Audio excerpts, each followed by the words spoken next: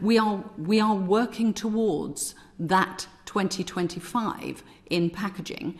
But actually, this is a highly involved and complex area and involves many different moving parts. So I would say we are working towards it in what we would probably all understand as packaging, but there will be areas that people bring up as packaging, whether it's in specialist areas or whatever, that we may need a little more time to work towards. Do you think, may I ask, there should be a sort of global target for all plastic production or consumption that's reduced over time, a bit like with the climate change and the overall amount of carbon?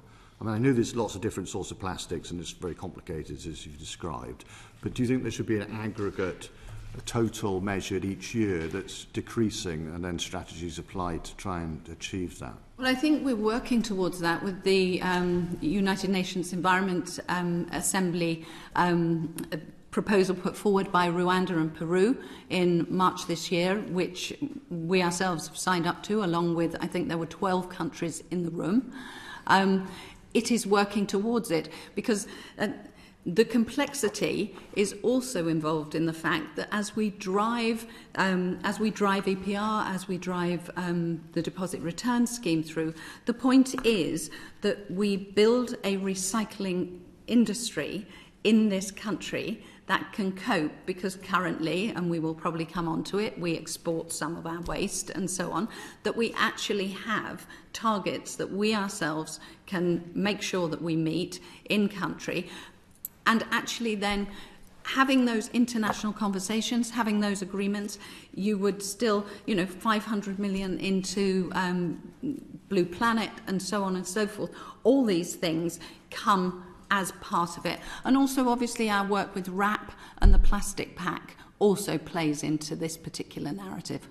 And so that people can understand what's happening, and obviously I mentioned this idea of a sort of global target, but in terms of actual rates of recycling, composting and reuse, do you think, because it's not clear that the target focuses on those, do you think we should generate actual rates of recycling, composting and reuse that over time that we can track and exceed or not? I think that some of the further changes and reforms we're putting into the system, like digital waste tracking, and some of the reforms that we're doing there to enable us to actually see where our waste is going, will help us target it more.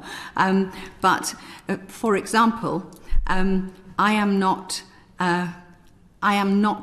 I think compostable waste is very difficult.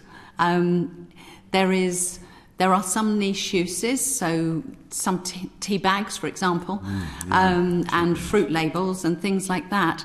But if you are to compost something, it is arguably a single-use item in the first place. So composting, for me, is difficult. Now, obviously, through the food waste collection, we will be composting in that area, but actually bringing things to market and just saying they are biodegradable, for example, that's a single-use plastic. And you know as well as I that some of the biodegradable products take such a long time to break down.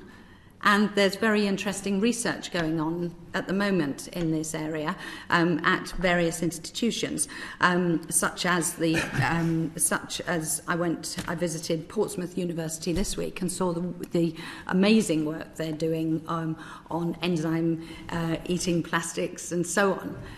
But actually, the important thing here is that we recycle or we reduce where we can, because we don't want that's what EPR, we want to get people to use less.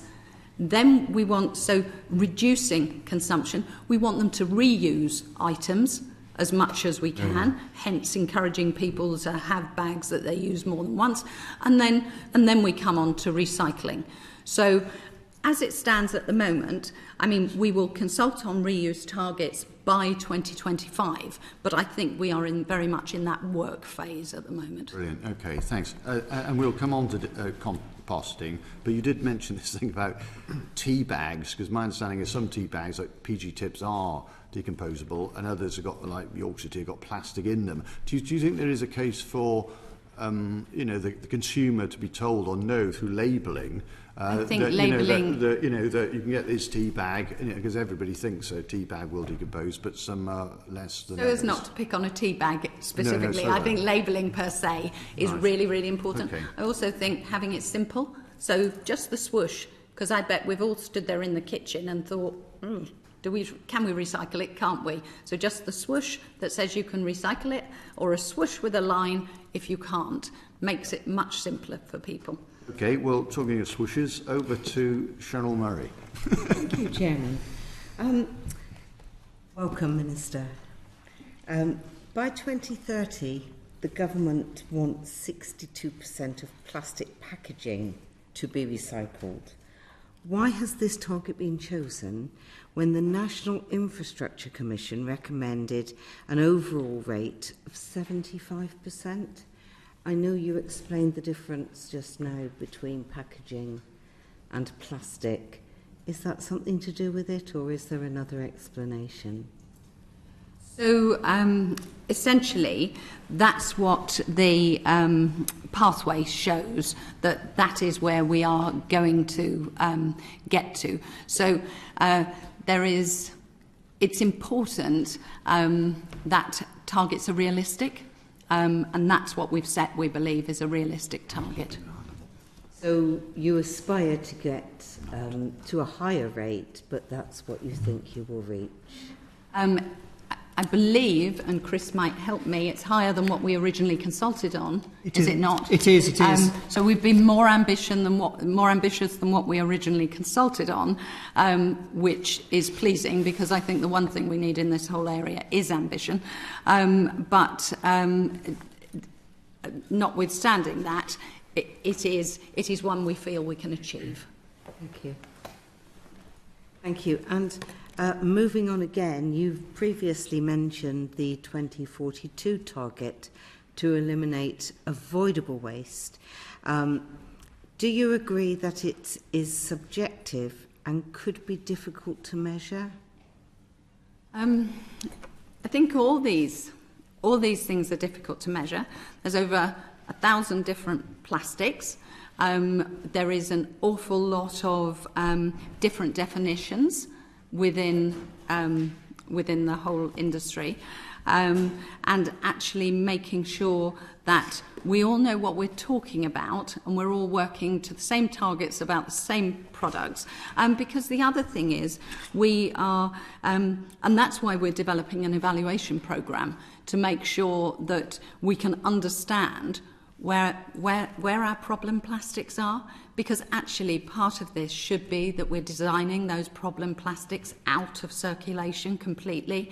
When I visit sites, which I do regularly, very often whether it's a household recycling site or you know, I've been to Southwark, I've been to Avonmouth and so on, very often they say it's the design of the product that causes them an enormous amount of problems. You get different plastics mixing, you then can't get the quality of, you know, for example, if you want to have it recycled for food grade, you get a contaminant in there and that's blown. So actually making sure that we know where our difficulties are and we can get a cleaner waste stream and we can track that waste scheme and we know what we're recycling, and then we can just put it into a virtuous circle, because that's what we're aiming for at the end of the day, that circular economy. Just for the record, could you define we? You know, you said we are all working towards. Oh, who's sorry. We? The department. Sorry. No, is no. It just the department, or is does it include other people as well, such as the consumers or the businesses that? So I think there's several within this. Basically, we are, if you take it from the top down, you've got your producers, you've got your collection, so your councils and how easy and so on, and that's what our consistent collection reforms are looking at, trying to assist people to make sure that it's easier. And then you've got behaviour change from people, because you know, we're all sat here with our bottles. It's behaviour change, but actually trying to fill them up on the estate is quite tricky because you can't necessarily get them underneath. Many people now have a plastic bag just in their pocket or, you know, in their handbag. If you're a reusable bag rather than a plastic bag, because obviously those reforms have now really begun to bed in, and I'm sure you've all seen it in your constituencies. People shop now and take their own bag, and it's not actually, it's nothing like it was, and we're beginning to see those results on the beaches in Cornwall and right across of the fact that there are fewer bags in circulation. I think we did have 7.6 billion, and we are now down to something in the region of 7 billion have been taken out. I think there's something like 417, if I've remembered the number correctly, million in circulation. Thank you very much. Thank you. On that, you'll know, Minister, that the reduction in the use of plastic bags was largely driven by the plastic bag tax. And you also mentioned the issue of problem plastics, namely there's lots of different sorts of plastics. And if there was a homogeneous waste stream or a rationalised waste stream, then it would be more cost-effective and more profitable to recycle. So do you think there's a case for, as it were, sort of a differentiated tax approach to encourage fewer types of easier to recycle plastic and more homogeneous packaging rather than a sort of, you know, huge swathe that makes it very costly and less effective? I actually think we have that with our modulated fees approach, where through a system of modulated fees you can actually penalise. And perhaps actually Chris might explain how modulated fees work if you'd let him in, because he'll be a lot clearer than I am. But it's one of the incentives, as is the plastic packaging tax that came in this April, as is the fact that last March we doubled the cost of carrier bags to 10 pence, and we extended it out across all retail outlets. Actually, we are using both the stick and the carrot, if you see what I mean. So use taxes where it's appropriate, or charges where it's appropriate to do. And the benefit of the carrier bag tax, of course, is that's provided 190 million into good causes. So, but perhaps you'd allow Chris to explain the modulated fees. If I'm a producer, how is the government sort of not forcing me, but encouraging me not to produce more and more different plastics that are difficult to recycle? Yeah, so one of the things that the scheme administrator will do will be to look at the recyclability. So they'll put in place some recyclability criteria working with producers. And those packaging formats, not just for plastic but for other types as well, that aren't easy to recycle will carry a higher fee, basically. So because the chances are, if it's not recyclable, it's going to end up either in energy from waste, or it's going to end up in your black bin and landfill, and that's more costly for whoever's disposing of that. So that will have a higher fee. So then that kind of provides that direct financial incentive for producers to say, okay, I'm going to produce something that's dead easy to recycle. So it kind of hits people in the pocket. Chair, I want to say something about Cheryl's question earlier. We've published a monitoring and evaluation plan, which is still a work in progress, but it's definitely worth the clerks maybe having a look at that and providing some advice on their thoughts as well for the resource and waste strategy. Thank you very much.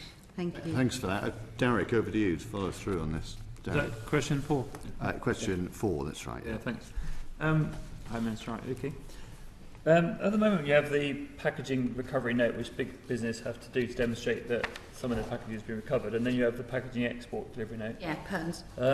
My understanding was the extended producer responsibility to replace those, but I don't think that is now the plan. Can you explain what that thinking is? The plan is that it will, right. But currently we are still carrying on using the PERNs system in the short term. That's it, and essentially that was a compromise because we actually need better digital tracking through the system. So as all these other pieces of the jigsaw start to come in, then we will have the ability to move over to what I would like to consider is a more streamlined solution. It is an interim solution that we are using. We know it works because obviously the Environment Agency use it as part of their check and balance as well, to check that people are doing what they say they're doing.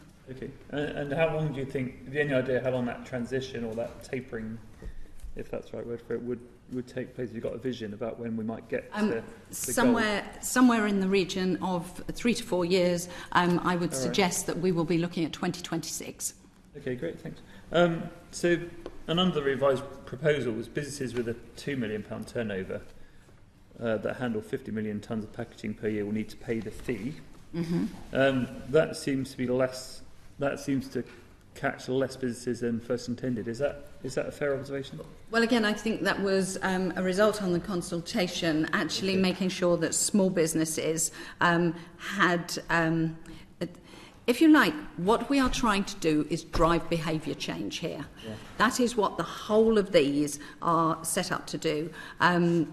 Essentially, the suite of different things that we are putting together are driving to make sure that we have the correct response. And I see these very much coming in through the next 5 years. By 2027, we largely have the suite of measures that we have, and the electronic waste tracking and the carriers and carrier brokers and dealers legislation through.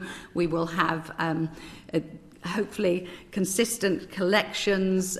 We are still, it's quite difficult. One or two of these consultations are due soon, but obviously consistent collecting plays a very large part into this as well, and how simple it is to pick it up, as does DRS, as does the collection of things like microfilm, plastic film. Earlier on, you were quite right to mention how plastic in Cornwall, particularly around plastic bags, has reduced dramatically. I mean, we used to see trees absolutely cluttered with plastic, and you don't see that anymore. So that's a really good result. But that is a tax on plastic bags, effectively. Yes. But what we seem to be seeing here is that actually there are less charges imposed on the producers than first envisaged. Now, you're talking about that with all the measures together, you'd think they'll still drive the behaviour change of both individuals and businesses. Are you confident? I do, because you've got data reporting in there, because one of the things we will be doing is understanding how much packaging, how much plastic packaging enters the market. Some of our data is not as robust as I'd like it to be, and we need to know more about what's going on the market, and then where it's going, what we're doing with it, and how much of that is being recycled, reused, I completely applaud. I think I'm a great fan of all these things. But will you have the wriggle room to, when you have that data, and if you're not seeing the kind of progress or improvement you expect and the behaviour change that we're talking about, have you got the wriggle room to actually tighten things up or to adjust what you're doing to drive the change we want? I believe we have, because, and that's why a lot of these things are iterative. So, for example, we had the ban on microplastics in body wash. We have done straws. We've done cotton buds. We've just consulted on the next iteration, which is plastic cutlery, and the suite that we did with that, of balloon. Right, I'm going to get one of these wrong, but we did balloon sticks, plastic plates, plastic cutlery. That's it. Is that it? Right. And then the next one looks at wet wipes with plastic in. It looks at sachets, which are a pest, basically. And I think there's two other things on that. You might have to let my brain tick over, but there's two other, and that's the point, because you will have seen when we get the reports in from litter picks and so on, you will have seen we now have a reduction in straws, we now have a reduction in cotton buds, but something else goes into top place because there is still too much plastic out there in circulation, which is why the primary objective of what we're trying to do is reduce consumption as well as improve downstream, reusing and then recycling. Can I quickly bring in a little bit about the microplastics? So again, that's a brilliant bit of legislation, but there was a news report this week that actually water companies, sewage process companies, are finding, or rather we're finding, that the crumb at the end of the process that's spread on fields actually contains a lot of microplastics because the system can't sift it out. Do you think the measures that you're proposing today will address that particular challenge? Because we're literally ploughing microplastics into our fields that obviously will find their way. So funnily enough, I spoke to one of the professors at Portsmouth about this. The Environment Act will help with the measures we've got in there, as it will with some of the other issues we've been talking about, because that does give us levers, does give us the ability to set targets.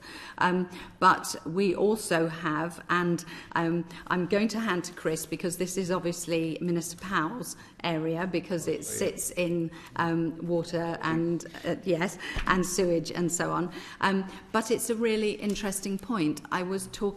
We were talking about filters on washing machines, but then if somebody takes their filter and knocks it down the sink, what have you achieved? So, and that's the bit I mean about it's really important, and hopefully I'm looking forward to reading your report. It is that balance of changing producer behaviour, nudging consumer behaviour, and making sure we get to the right place. We're already seeing some washing machine manufacturers selling their product with mine's got a filter type of thing. What I don't have any control over is what people are then doing with that microplastic. And that's the tricky bit, because it's hard to legislate for that behaviour. Chris, have you got any? And also I can say the other things. So it's sachets, wet wipes, tobacco filters, cups, and expanded polystyrene as well. They're the other things. Apologies, my memory failed me as well. So in terms of microplastics, I think you've got to come at it, as exactly as the Minister said, from a range of different areas. No one measure is ever going to tackle microplastics getting into watercourses and into the ocean. So, something like 70% of all plastics that end up in the ocean start their life on land. They work their way down through our rivers. So it's got to be a combination of different things. So you've got to have strong litter policies in place to stop people actually littering the plastics in the first place. You've got to make sure that people have got the right places to dispose of things. So there's a kind of the unintentional microplastics and plastics that nobody wants that end up in the in watercourses and the oceans. But then you've also got microplastics that are deliberately added. So I think things like the government's policy around microbeads is exactly the right thing, because that's stopping a deliberately added thing right at source. And that's one of the things that we're looking at more broadly about how do you tackle the problem of microplastics. So no one-size-fits-all thing works in terms of the policy. Yeah, okay. May I ask, of course. Steve just wondered if he could come back at that as well. Yeah, I think one of the challenges around microplastics is there hasn't been an agreed methodology for how to sample or kind of analyse for them. The Environment Agency is developing our laboratory capacity to be able to implement baseline surveillance monitoring for microplastics, and we're hoping that will start in 2023. That's brilliant. There's lots and lots of work going on in this area. But on microplastics, because there was a report from the UN some time ago that by 2050 there'd be a heavier weight of plastic in the sea than fish.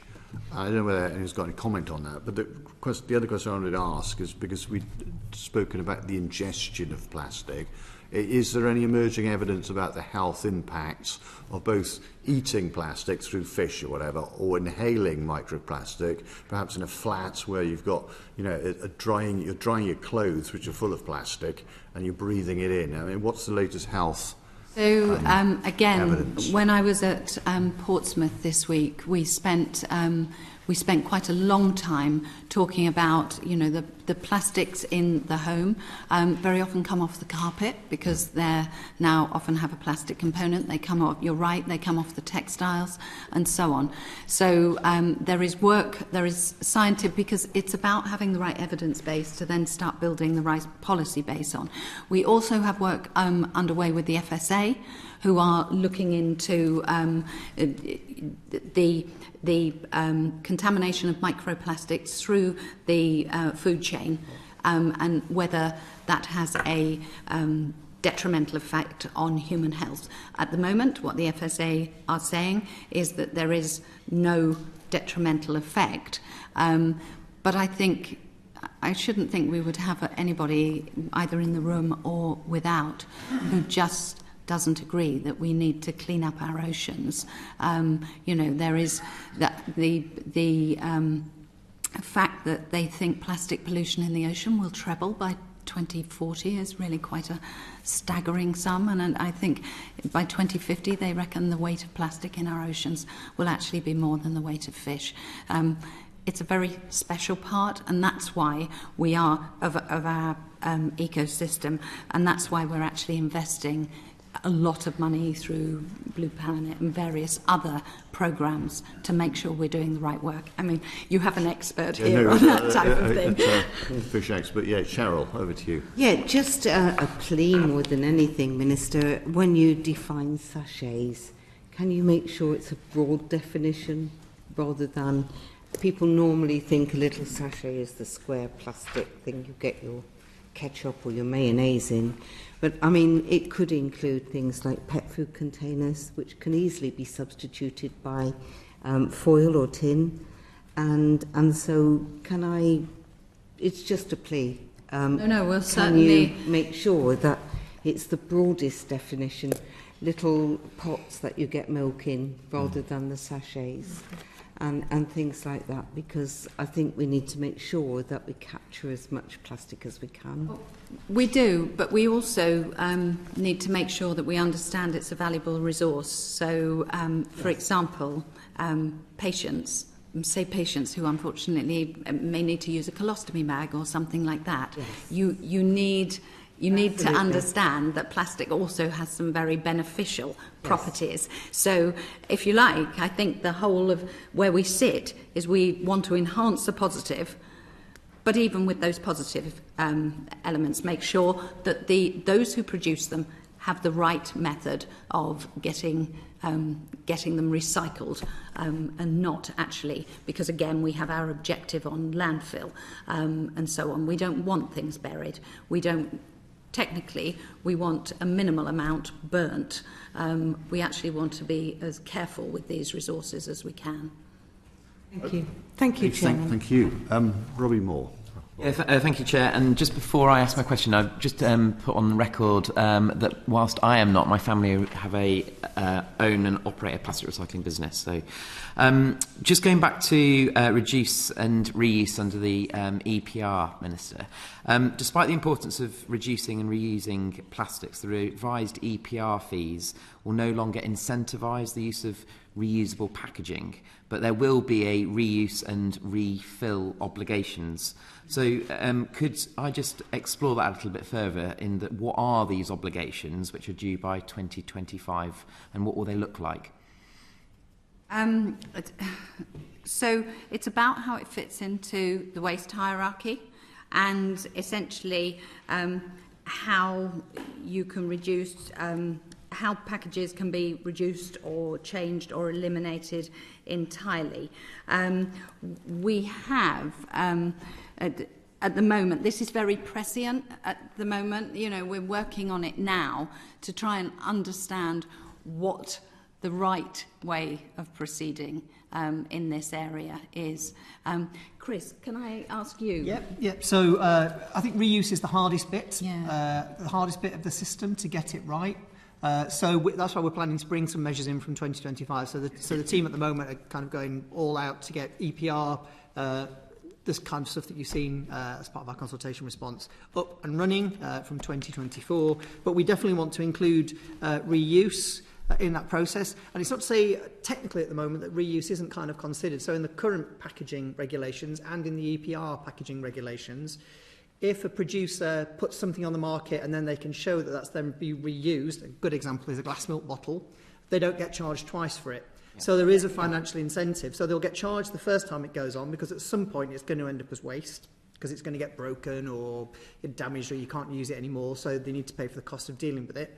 But they don't then get charged again if they bring it back into the system and reuse it. Yeah. So reuse is considered, but it's not considered as much as ministers are pushing us to do, if I'm honest. And on refill, We've actually got some trials going on with refill, because refill, again, is a bit of a behaviour change issue. It's also about shop redesign. It's also about, you know, what products lend themselves to be refilled, and how you then treat the product, both in store, but also if you think about it, oh, I need to refill my washing up liquid, because detergents and things like that are thought as being quite easy ones to do, but then you've gone to work and you've forgotten your bottles. Yep. Well, if you need if you need a washing up liquid, or if you need a shampoo or something, you're going to go and purchase it. And then you start the cycle again with another product. I mean, you've got all those variables in there. Can I ask, is the government looking to commit to any material or packaging reduction targets as part of the obligations that are coming out? Is that is that going to be? Well, our targets will cover all materials. Can you be a little bit more explicit? Well, focusing on reuse and refilling obligations, is there going to be a timeline that's set out where there'll be measurables and targets put in place for ensuring that there is enough we get to it. So potentially, although potentially you're thinking of the target the French have announced, for example. So which is ambitious, but they shop in a very different way, which is why we're actually looking at it and evaluating, and we've got work ongoing with Morrison's, Waitrose, Ocado, Lidl, amongst others, you know, to make sure that we can optimise the refill in store, because it's also about the square footage in store as well. So again, I feel like I'm not giving you a definitive answer. We would like targets, but there are a lot of moving parts, and we do have a residual waste modulation target as well, which will also fit into that piece. Okay. And so I just wanted to explore a little bit further as well, just around incentivisation that you'll be doing for reuse and refill outside of EPR. Just to explore what the government's plans are in terms of universal packaging, more universal use of refilling and reusing different products. What is the government's plans further down the line in terms of helping users with that?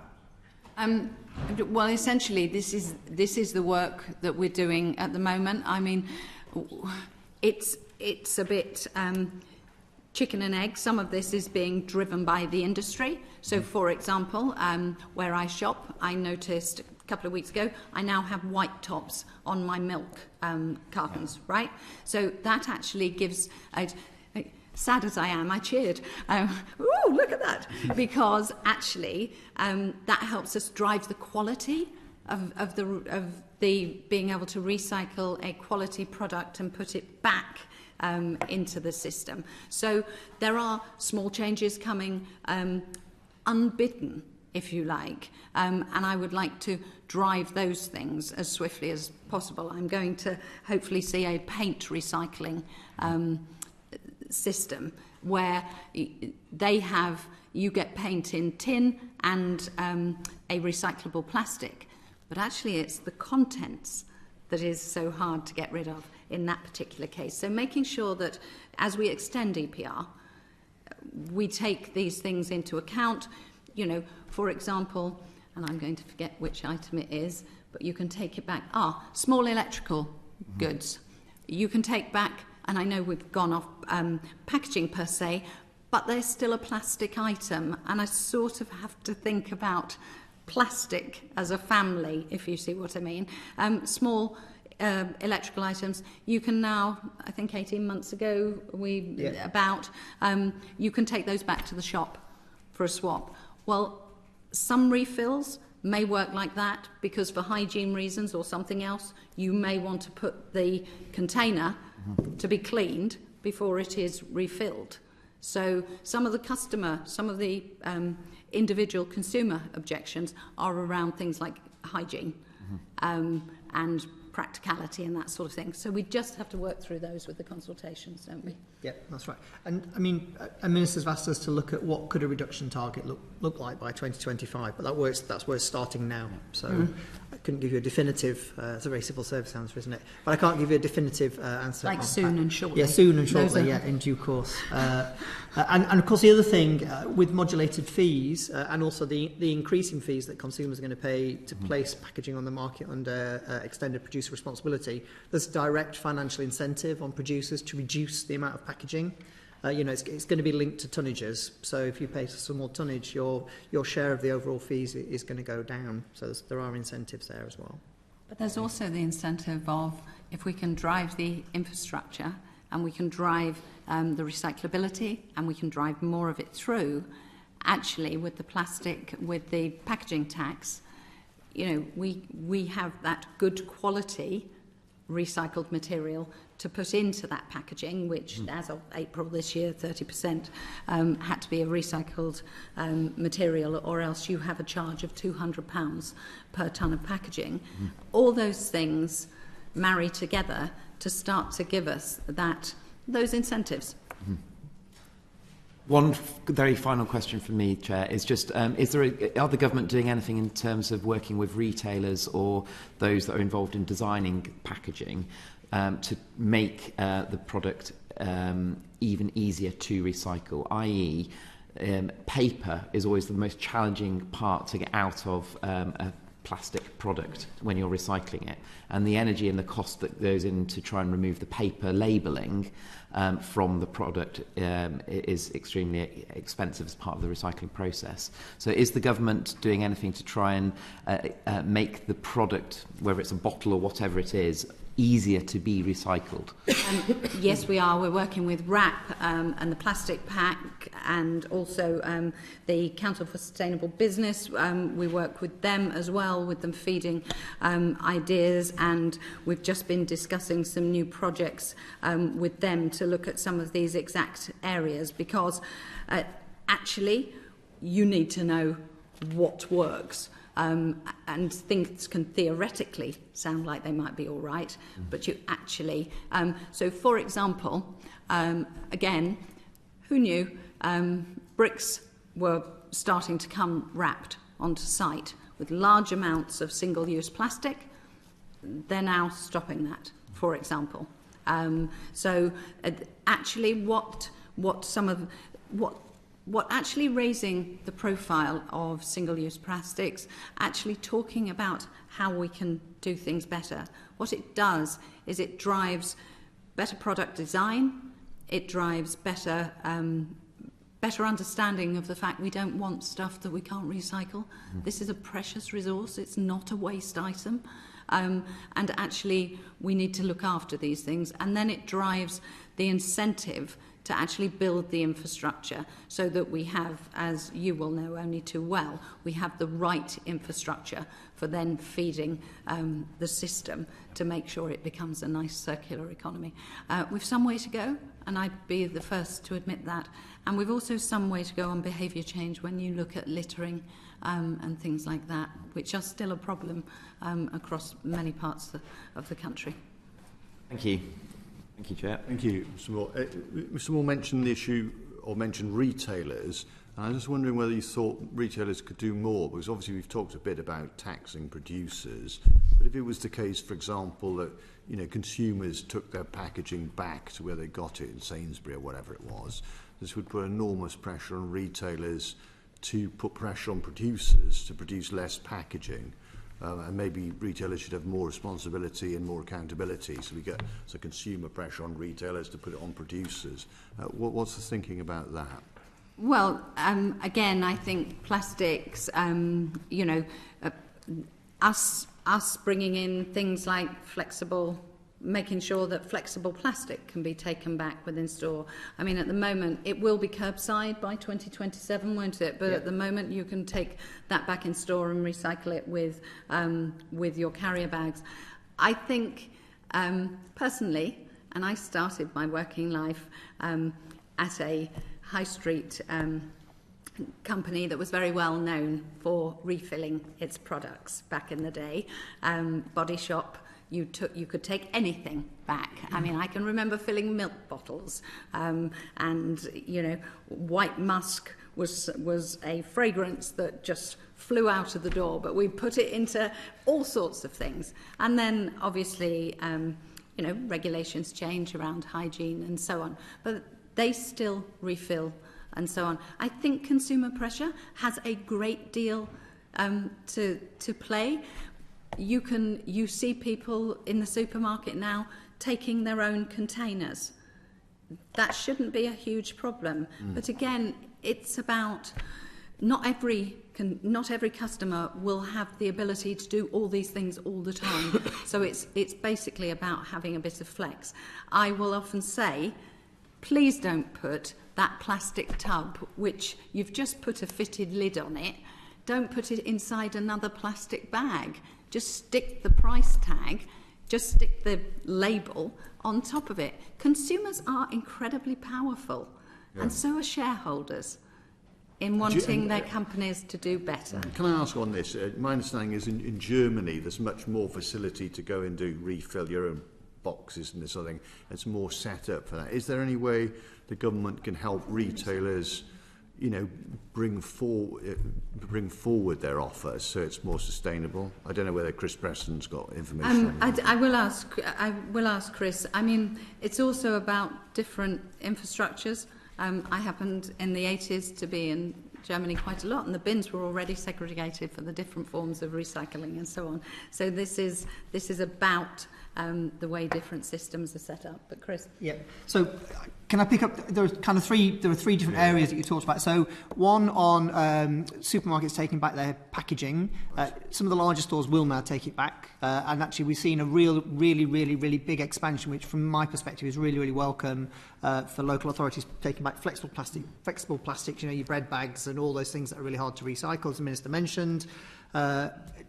We talked a little bit earlier about design of packaging as well. Plastics packed, and we obviously government funds RAP, and RAP's done a huge amount of work over the years in terms of getting packaging to a much more recyclable point. Black plastic packaging was a real problem a few years ago, but now that's a problem that's becoming less and less of an issue.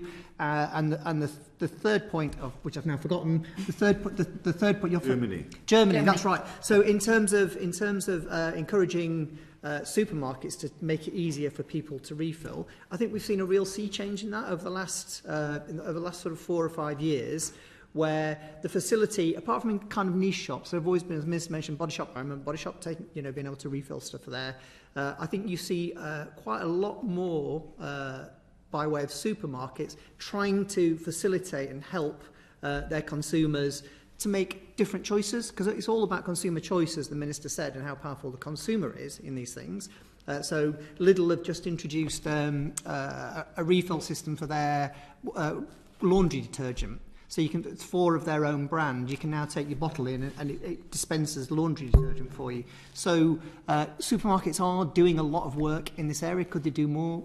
Probably. But we do like to work through the plastics, the plastic pact, because they cover something like 70% of all brands that get placed on the market, and they are making big differences, and that, they are moving well towards their 2025 target for their members to make packaging reusable, recyclable, compostable as well. I think their latest figures showed that they were somewhere of the order of 70% of everything is from RAP, from those signed up to the plastic pack, is now recyclable or reusable.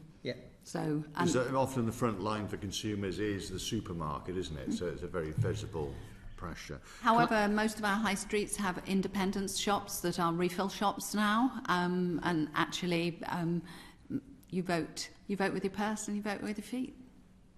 Can I ask about the issue of replacing plastics with lighter, thinner plastics, which can be harder to recycle? Because all this is sort of volume and weight driven. Is there a sort of perverse problem here that, we may be switching towards lighter, less recyclable plastics?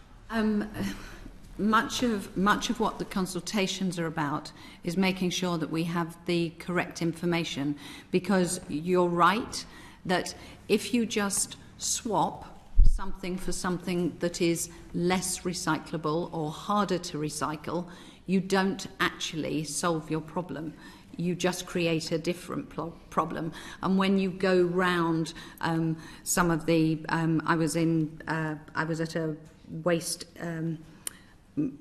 facility in Southwark, and you can see that lightweight plastic just winding its way around the machinery and actually rendering the machinery ineffective. So essentially making sure that packaging is fit for purpose, that it's designed to do what it says, because the film on the top of some food products also worries me. It's really difficult to get rid of, and if it goes, we will be taking away food waste from 2025. That breaks down into microplastics, and again, you know, as far as the getting rid of that end product, they're pesky little things, microplastics. They seem to pitch up everywhere. So is there, what I get, I suppose, is there a way of having a tax regime that doesn't incentivise these lighter plastics that, as you've described, are more difficult to recycle? Modulated fees. Yeah. Through modulated fees, that's what we're doing. Right. So that will be the encouragement for doing it. Some things are inherently more difficult to recycle. I mean, you know, the extruded and expanded polystyrenes fall into this because they're quite bulky but very light. So, and the collection facilities aren't uniform. It's a little like Mr. Moore was saying, when you've got bonded items. So many of our packs perhaps have aluminium, they have paper, they have plastic, they have paper, and then they have a plastic again. That is really tricky to actually deal with.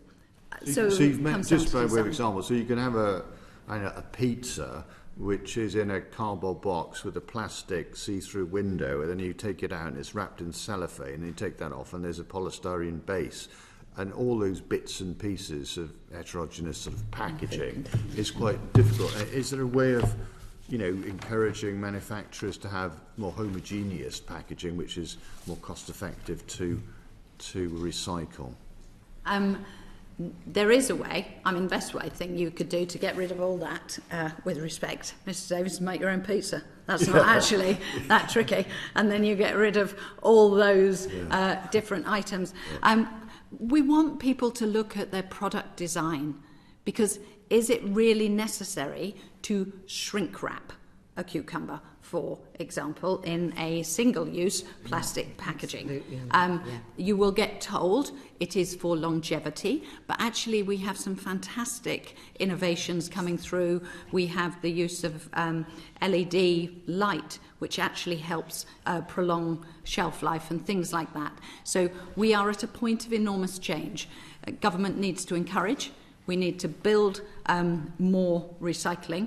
There are between 3,000 to 4,500 pent-up jobs waiting to be made in the recycling industry, and it's estimated £10 billion of investment to actually make a strong recycling industry in the UK. So that product design and us making sure that we can track the product through its life cycle, and that it doesn't end up where the enforcement agency have a challenge then to deal with it, is what we're aiming for. Now, obviously we're focused on plastics. If we tax plastics, which we agree with, then there's obviously a tendency for people to move to other packaging. And is there a case for taxing all packaging to try and reduce the overall amount of packaging at the same time as differentially taxing plastic? So we hit plastic a bit harder, but we want to get the overall packaging down because of the waste and the resources used in packaging. My belief is that modulation will do that, but I am also really, really keen not to fall into the unintended consequences that one type of packaging is so much more virtuous than something else. You need the appropriate packaging for the right product. I am concerned that some moves to using different forms of packaging that is less easily recyclable, making sure that there is an ability for, and we are doing this, aren't they, that actually defining recyclability, making sure that part of that definition is that it can be recycled. So very often you get told something's recyclable, but then when you look at it, it's virtually impossible to find the place you can recycle it. So it must be easily recyclable. Yeah. And making sure that things like that are built through the system, because you can say it's recyclable, but how easy is it for you to recycle? And that's what we want to do through consistency. Exactly. And indeed, on a similar point, in terms of the amount of recycled plastic in plastic, because obviously the tax is about the percentage of recycling, there's a problem, isn't there, with measuring in mixed plastic how much of it is recycled, or is there? I mean, maybe, I don't know whether Steve or others have got of your how I'm going to difficult hand it over because to obviously somebody manufacturers may try and, you know, get away with it, if I can put it like that. So, right. We do have checks and balances, but Chris. So, well, it'll be HMRC that, so people will do a declaration to say that the plastic that they're placing on the market, this is not my area of expertise, by the way, this is a Treasury purview, so I have to be very, very clear about that. But HMRC have set out guidance for people to they make a self-declaration and assessment to say, I place X tons of packaging on the market, plastic packaging on the market, or things that are classed as plastic packaging under the legislation that brought in the plastic packaging tax. And once you've made that declaration, you may then get challenged in the way that you always can by the taxman to make sure that you've got the documentation in place or the proof in place to show that it contains 30% of recycled content. Because remember, the idea behind the plastic packaging tax is to draw material through the system. So we will help on one side with things like our consistency and collection, because we will now be collecting more material. But actually, what the plastic packaging tax does is create a market for some of those for some of that plastic that in the past probably didn't have a market, whereas it will now. So that's how it goes. Does that answer your question, Chair? Yeah, I think so. And can I just ask? Obviously, you may not. There's a chemical question here about it. If you keep on recycling plastic, you often end up with sort of dark brown plastic. And it's been suggested that if you have a microwaved curry or something, or any meal, right, that there's an issue of possible chemical leakage. Is this something? Are there any health concerns about that microwaving heavily recycled plastic? We are, that's why we have challenges. That's why we work closely with both the FSA and the universities, because obviously this is an emerging area. Now, nothing. The primary job is to ensure that a product is safe when it goes to market. But you get a change in chemical composition as you recycle more and more times. Yeah. The product becomes more brittle very often, and then you get. But if you like, how much better that something is reused or within the system, or something is recycled several times, because you've only paid at the top end for that first use on a reuse item, or you've had the benefit of actually collecting it through. So, for example, at Avonmouth, they have an energy for waste, and then they have a polymer plant next door, and you see the different pelletized grades of plastic, and they go off. Premium grade goes off to food.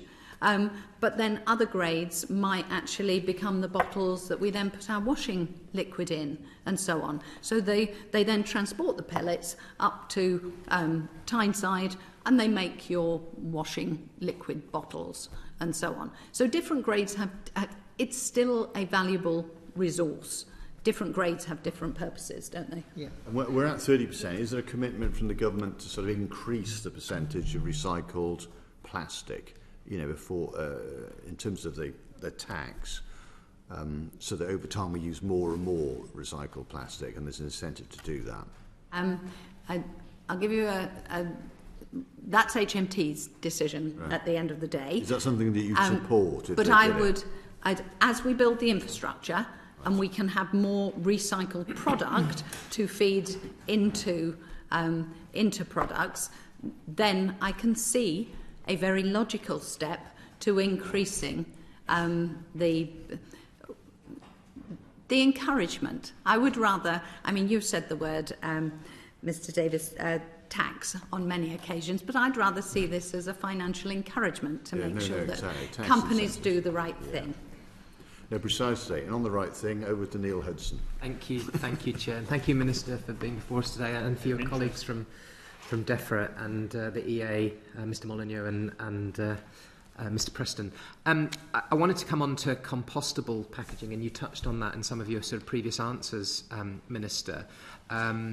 That compostable packaging appears in several of the government targets, and bio-based plastics are mentioned in the government's innovation strategy. Now, this is as you touched on, a rapidly evolving area, and I have a firm in my constituency, Futamura, in Wigton, that is at leading edge in terms of cellulose films and renewable and compostable packaging.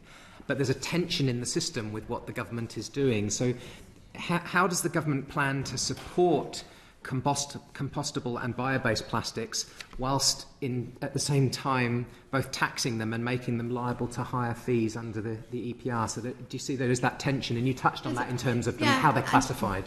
And there is that tension. You have a rural constituency, don't you? So there's one of the tensions on a bio-based plastic, which may well prove useful, but we need to do more research into it, is will the land use change? If you're growing a product for cellulose or the starch to make a packaging, is that displacing, crops that you might use for human consumption? So you've got the land use change, you've got greenhouse gas emissions for the production of and the end-of-life treatment on bio-based plastic, and crop switching, nutrient consumption, water consumption.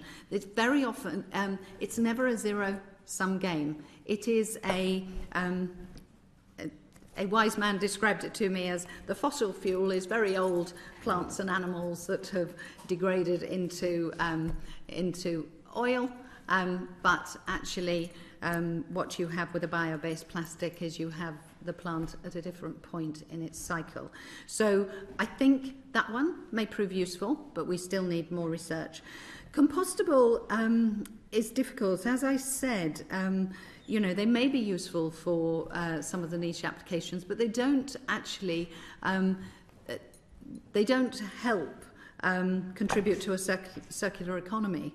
And so, therefore, it's difficult. In order to be processed, they must be processed in industrial compost facilities, and we don't have the capacity for that currently in the UK. And it is that problem of placing something onto the market, saying it's recyclable or compostable, but then what do we actually do with it? Because if it just ends up going to incineration or whatever, we haven't really achieved what we want to achieve, which is that there's a sensible system.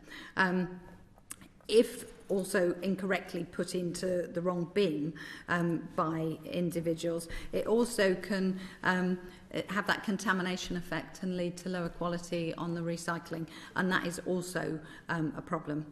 And then, again, biodegradable plastics. And I think this is one of the problems because there's quite a lot going on, and some of these terms are used interchangeably. Biodegradable plastics don't have a role to play in the circular economy. There's no evidence they consistently break down in the real world, and they might well be a source of plastic and microplastic pollution, and we need to understand that better. Thank you, that's helpful. And I think a lot of the debate in the sort of plastics world is using the appropriate plastics in the appropriate use as well. And so if this technology is developing in terms of biodegradable and compostable, and you've mentioned using it for certain uses, so how can we ensure that these novel type of plastics are used in the most appropriate circumstances, such as, for instance, using compostables in products that are potentially food contaminated, so that it's horses for courses, that you are using it in a setting that potentially will make it easier for the consumer to handle it and then suitably dispose of it.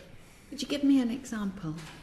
I think what we're looking at is I guess coming back to the tensions in the system, that if we've got innovation in different types of products that And you mentioned that if you get sort of clinical contamination, but if you have food contamination, can you have it in a product? And coming back to the chair's point about, you've got your pizza with umpteen different types of non-recyclable things.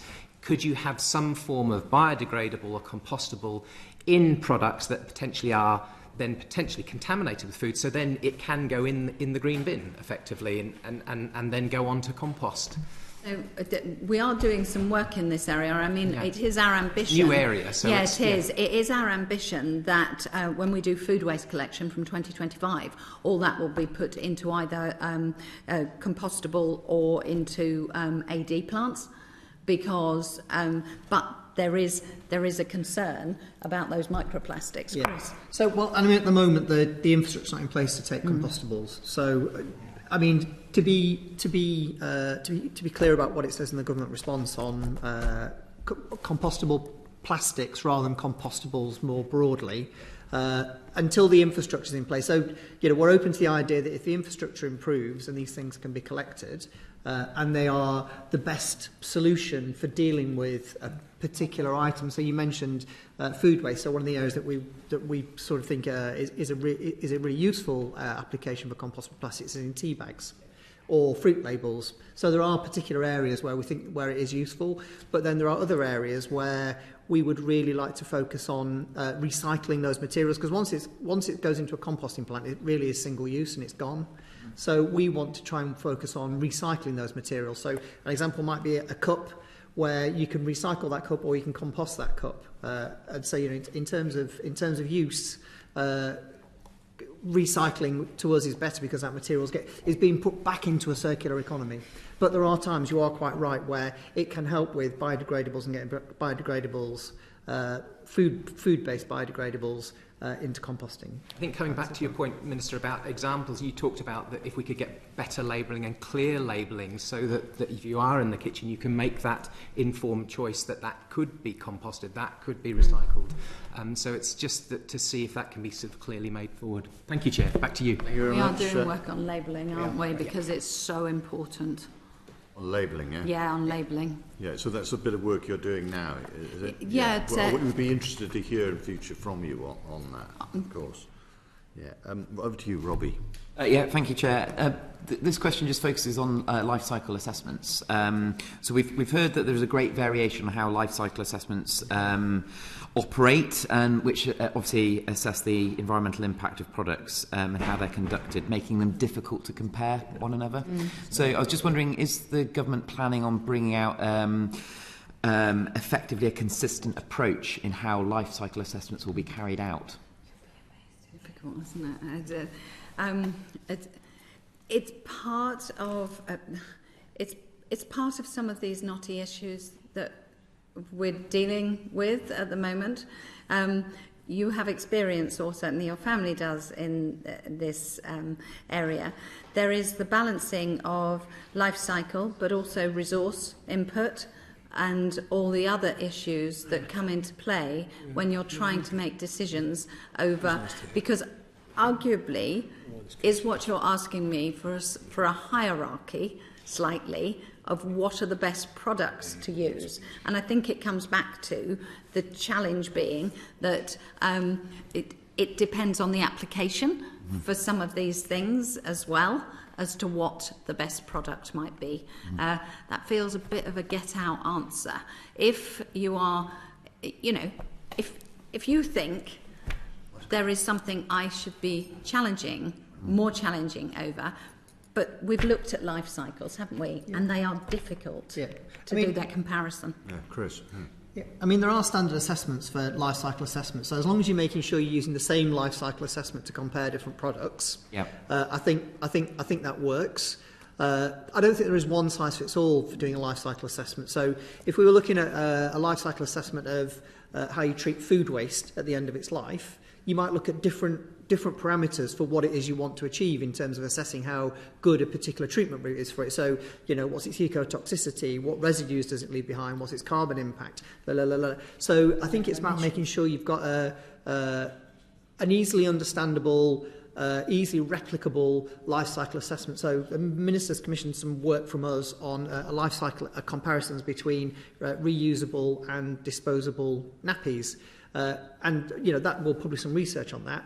But that needs to be something that people can look at and say, it won't be the same thing for every single product, is what I'm trying to say. It'll be a different life cycle assessment and different things that you compare for that product than it would be for packaging, say, or for how you dispose of food waste. So I'm not quite sure a standard is the right way, but there are standards that the industry use and that are used in science to make comparisons between different materials and different products. Because I have seen nappies on the market that say they're recyclable. So just as a quick follow-up, I assume then from what you said that there is an ambition at the moment from the government to create a national database, so to speak, around life cycle assessments, so that industry and businesses are able to use that data to better inform the decisions that they would be making and the direction that they would be driving product design or their own policies. I think where we are trying to drive this with the work with the plastic pack and all the rest of it is that these are a jigsaw but we are ultimately driving, and that's what consistency is meant to do. That is what several DRS is meant to do, and so on. That's what gives the industry that confidence on which we need them to invest. That also then plays into the fact that we need products designed in a way that they can go through the system. If they are not designed in that way, the modulated fees, if they are using either a very difficult to recycle plastic or we can't get them through the system, modulated fees come in as a way of us then being able to tweak, if you see what I mean, to make sure we drive the good behaviour. But this is a little like building a timepiece and making sure that, because we want industry to have the confidence. At the moment, I think we have a capacity at just over 50%, but we know that if we want to drive export waste down and so on, we need to build that capacity in this country. That is part of and consistency is part of the assurance we want to give businesses to invest, because there's jobs. And it's a great thing. It's a resource. It's not waste. Yeah. We don't want to burn it. We want to look after it, is where we're driving to. Thank you. Thank you. Yep. Cheryl Murray. Thank you, Chairman. Minister, I'd like to turn to the consultation that the government is doing on a digital waste tracking system. That tracks plastic waste from the point at which it becomes waste.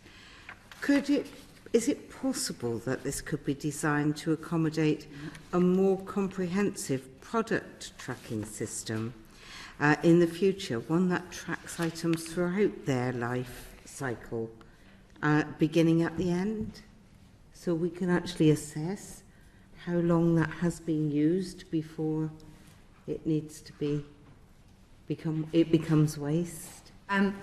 We are, in essence, looking at product passports for this, and I'm going to probably have to go to Chris, but it basically falls into product passports being able to do largely what you've just asked it to do. We want to be able to make sure that we can track these things through. So product passports, which are a digital product passport, are out digitally storing the information about a product throughout its life cycle. And as part of the reuse, recovery of materials and products at end of life, that's why we're driving the product passport. Digital waste tracking is going to the introduction of mandatory waste tracking, which we committed to in the Resources and Waste Strategy back in 2018, which we are just about to refresh from 22 to 27. what we committed to in that is that we will have a comprehensive way to see what's happening to the waste produced in the UK. It will help businesses comply with their duty of care as regards waste. It will help us move to a circular economy by maximising the value of the resources. It will also provide decision makers with the information they need to make more informed choices about waste policy and infrastructure. And it reduces, and you may wish to ask Steve the question on this, it reduces criminals' ability to, Sir James Bevan, head of the Environment Agency, said waste crime was like the narcotics industry. There is a lot of it about. Digital waste crime, digital tracking will give us the ability to really drive down on that. And just before you do move to the to Chris and to Steve, if you could just comment, do you think digital tracking data can be made as transparent as possible so people can understand it? Through powers that we took in the Environment Act, that we passed in November last year, we have got strong powers, and we could introduce, if we wanted to, requirements for product passports for specified products. My only note of caution is, I would argue, it isn't a silver bullet, if you see what I mean. No one-size policy fits all. It's important to understand what you're trying to get from the information and what you want the information to do. But maybe you'd like to hear what we hope digital waste tracking will help with the Environment Agency. Yeah, well, the Environment Agency, we run an intelligence-based model in terms of how we deal with regulation, especially how we deal with responding to waste crime or potential waste crime. So digital waste tracking is an initiative that we absolutely fully support the government and are fully engaged in developing. I think it's welcomed by industry. You've probably heard that through previous representation and witnesses of the Select Committee. It brings us in the 21st century, so we're going away from a paper-based system, and allows us kind of real-time intelligence around where waste is going, how it's flowing within the country and outside to exports.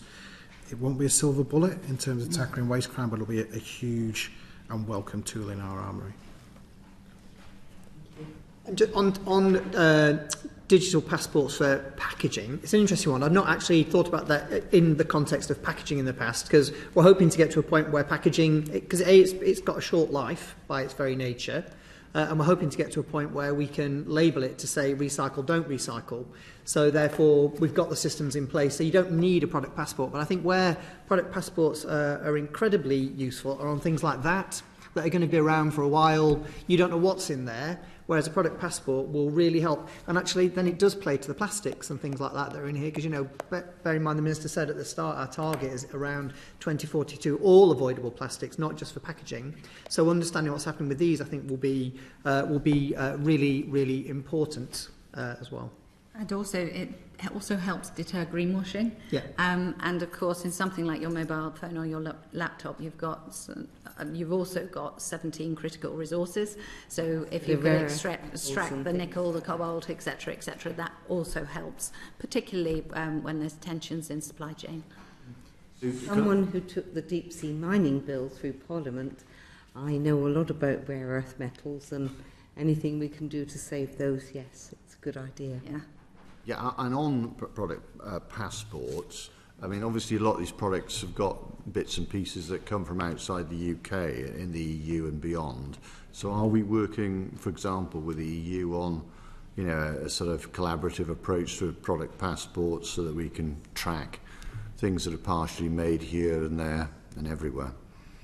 Well, we're watching what's happening in Europe, because at the moment they've kind of published their proposals and their kind of thoughts around, I think they're picking things like batteries, and more around the kind of electrical equipment. I can't remember what all the products are that they've chosen to include, but we'll certainly look at what's happening in Europe in terms of product passports. Because are you alluding to the eco design for sustainable products? Yeah, partly, but yeah. but more generally as well, it seems to me if we're innovating here, you know, we could share best practice, and similarly, if they're innovating there, we could you know, take stuff off the shelf and work together. So there's products going between the EU and Britain, which traditionally there has. We can track it together. Is that happening? We have conversations, just as we do with the devolved nations, because similar issues there. For some of the items that we are looking, electric vehicles, wind turbines, and other things, doing some of the passport tracking, will need us to find a sensible approach in a different area of my portfolio. I've just asked this week to talk to the European Minister. So I think it's something, you know, if we can learn from each other, then all well and good.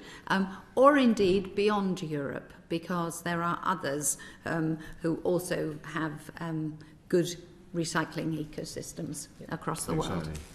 And Steve, from your point of view as a regulator, is there an opportunity here to sort of work with the EU, as it were, to track products and jointly reduce the amount of plastic?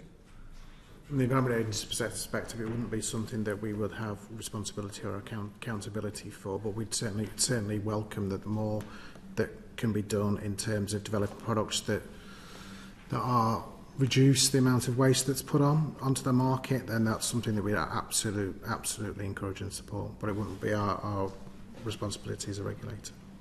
So we have got a project underway. The government actually, or through DIFRA's 60 million contribution to the Smart Sustainable Plastic Packaging Challenge, which was the largest amount given for such a challenge across government. We've awarded £175,000 to explore future packaging solutions, including one with a project using a digital passport. So I'm hoping when we have that information back, we'll be able to think about what the next step is. All right, thank you. Over to Julian Stiddy. Julian. Yeah, thank you, Chair. Minister, there's obviously already been a lot of talk about designing a better system, but if we want to design a better system, that's going to require investment, and some significant investment. So the question is really, how will the government drive that required investment into mechanical, organic and chemical recycling in order to be able to process all types of plastic that are entering the market? And obviously we know there's significant different types entering the market. There are, and there is across the piece, these different technologies are at different levels. So, for example, we have projects going with 4 chemical recycling areas at the moment, but there is still some uncertainty surrounding chemical recycling and so on. The information I have is that industry, who I've spoken to, as you would expect me to have done at some length, are keen to invest, that there's something of the order of £10 billion sitting to be invested to drive more capacity. Private investment, sorry. That's private investment, yes. Because if you like, it has the incentives of, we will be consulting later this year on stopping exports to non-OECD countries, but actually, as you drive a lower consumption, better recycling within the UK, and more reusability, actually driving to less exports per se is what you want to do. To do that, you need to build, you need to make sure that you have that system here. Also, through that, the estimate is that that will drive between 3,000 and 4,300 jobs into the industry as well. And for me, as I say, I've visited a lot of facilities.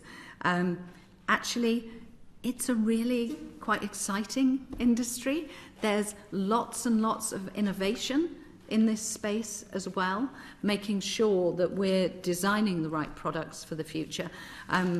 Government is stimulating that both through tax, but we also our work with RAP, through the work we're doing with universities, actually making sure we're getting the answers to what is in essence the recycling infrastructure, and making sure that we've got that capacity.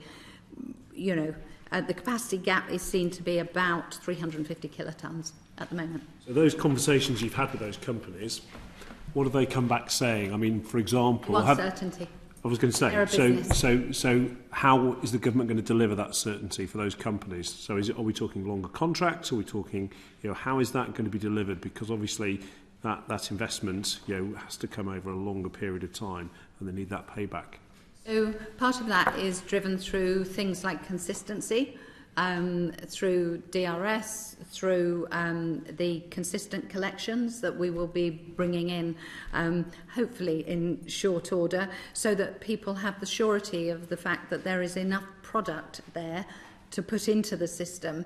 It's a little like Bayes at the moment, but there is a crossover to our department, is looking at anaerobic digestion, because, if our ambition is to make sure that we digest or compost all food waste, you need the infrastructure again there.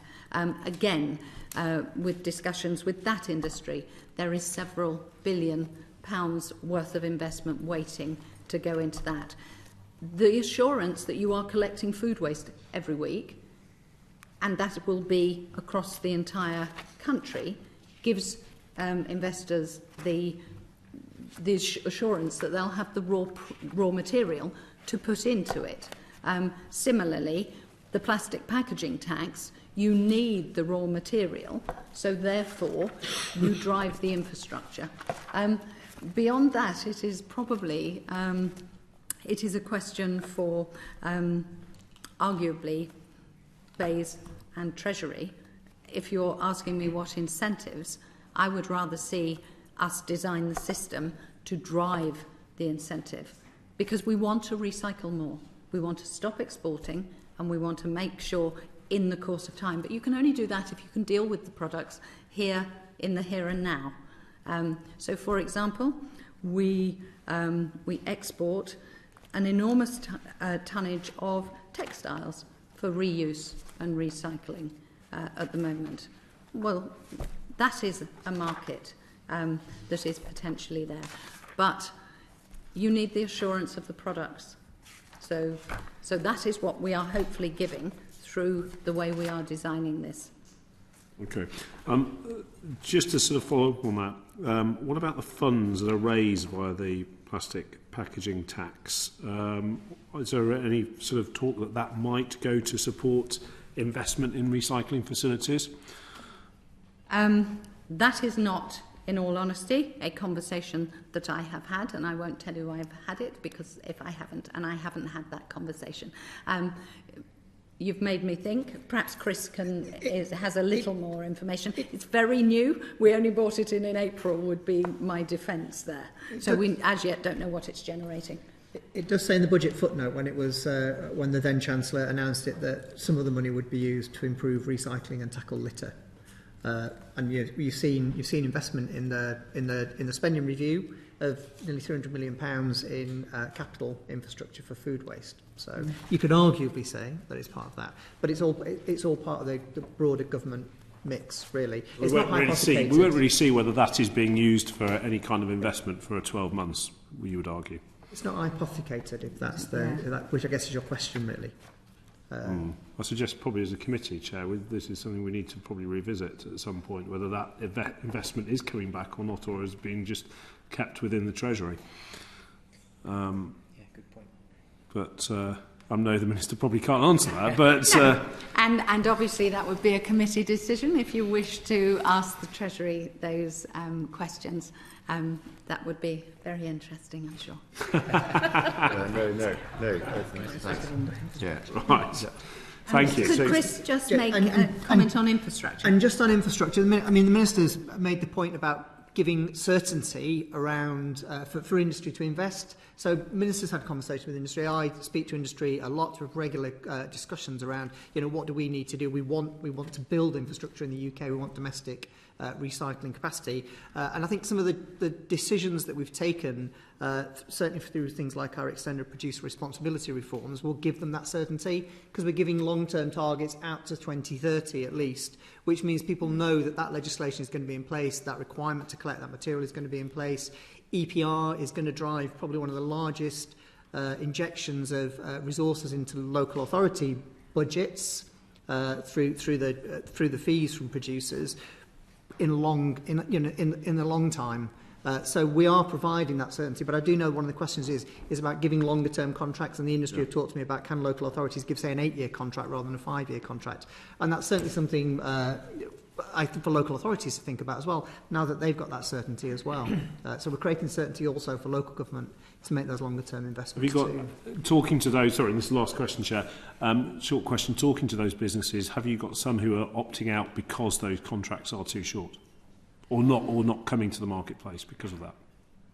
I think that is a difficult question to answer, because all of them have different trajectories of investment that they decide on. You are dealing with some, that there are...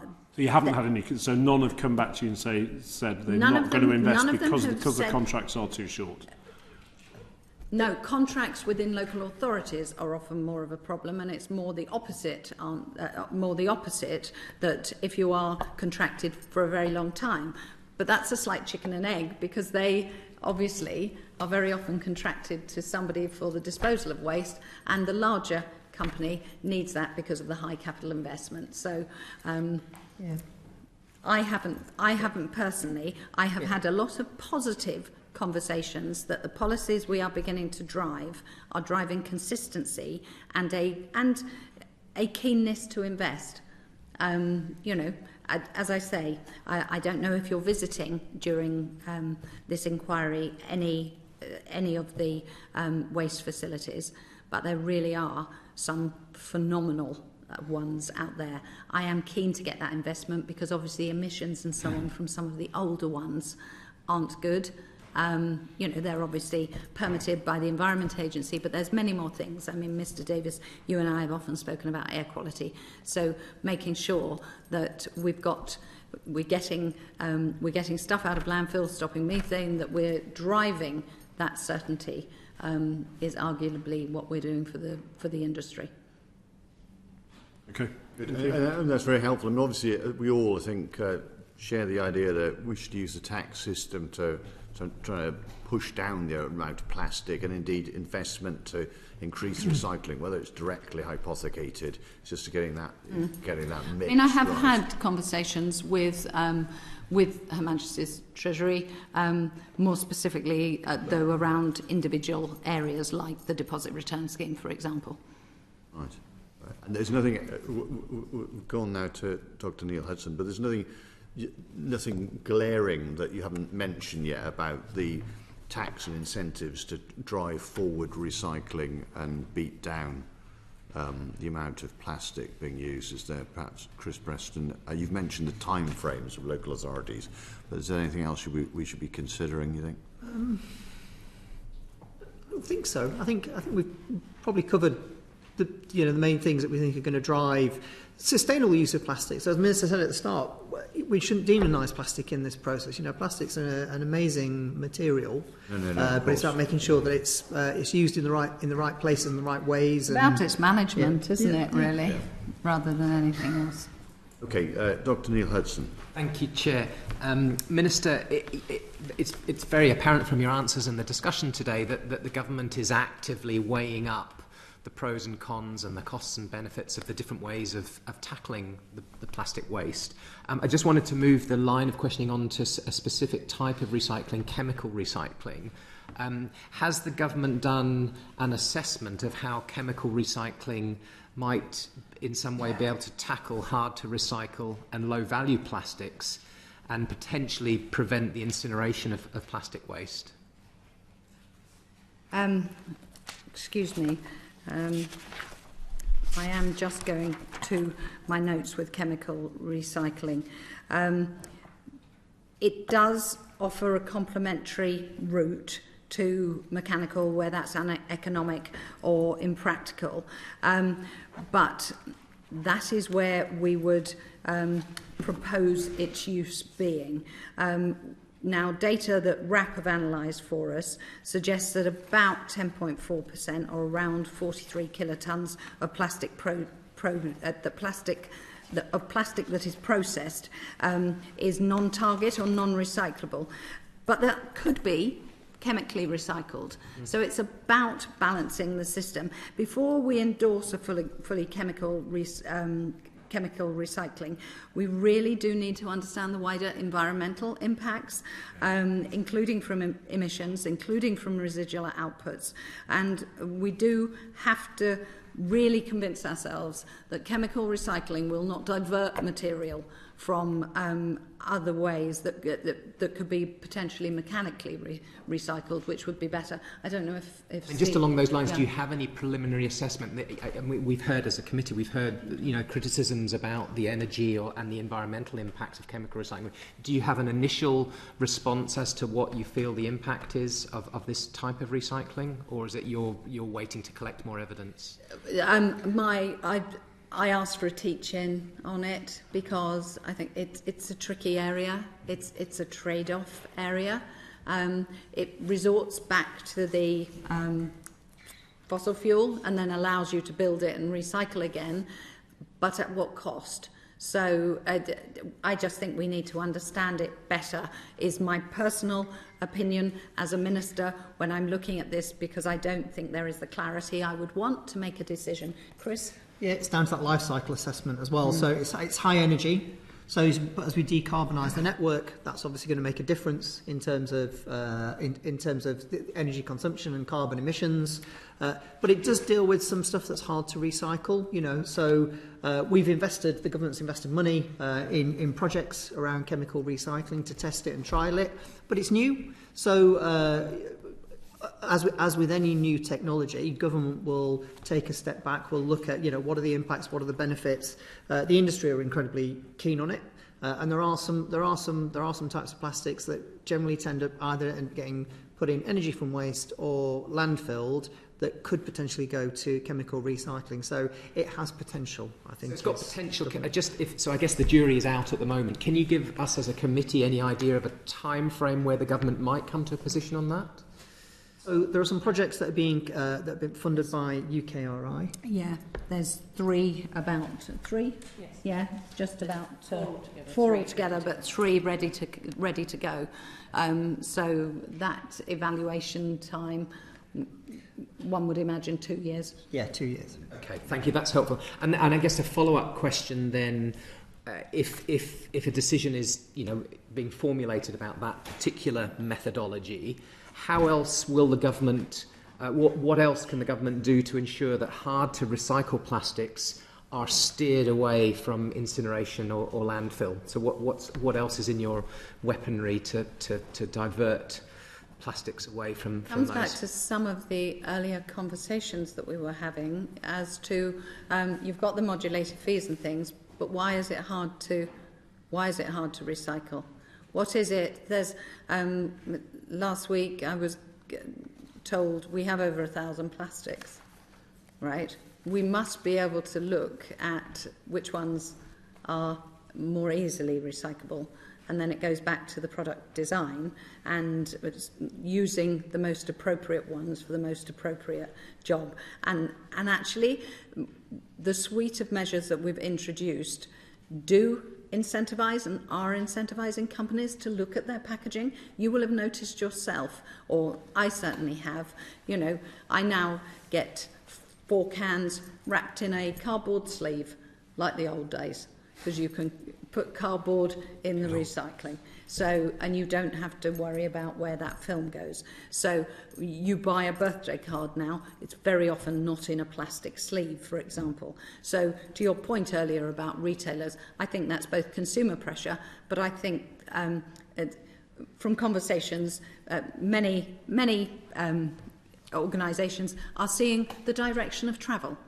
Whether that is government incentivised, whether it is consumer incentivised, whether it is the broader conversation that I'm sure we all have with school children, our own families, etc., the drive is to make sure that we're moving in this direction. We are just trying to do it in a measured way so we get the infrastructure and we get it right, because it is tricky. Thank you very much, Minister. Back to you, Chair. Thank you very much. On the issue of incineration, as has been raised, and again, as you know, I'm concerned about burning things and air pollution and the like, and there are issues about ultrafine particulates even getting through the much more sophisticated filters that are there. At the moment, local authorities have a sort of a tax on landfill, and what we wanted to do is to do more recycling, perhaps, and not a great deal more incineration. So do you think, again, there may be an opportunity for some sort of incineration tax that would sort of encourage more recycling and less incineration? Well, we're looking at the UK emissions trading scheme as part of this. We're calling for evidence to explore whether the UK scheme of emissions trading, because you know, we were instrumental in setting up the European model, so we have a lot of that a priori knowledge, whether it should be expanded to cover waste incineration and energy for waste, and we are just calling for evidence on that at the moment. I don't know, Steve, whether you'd have any comments on emissions.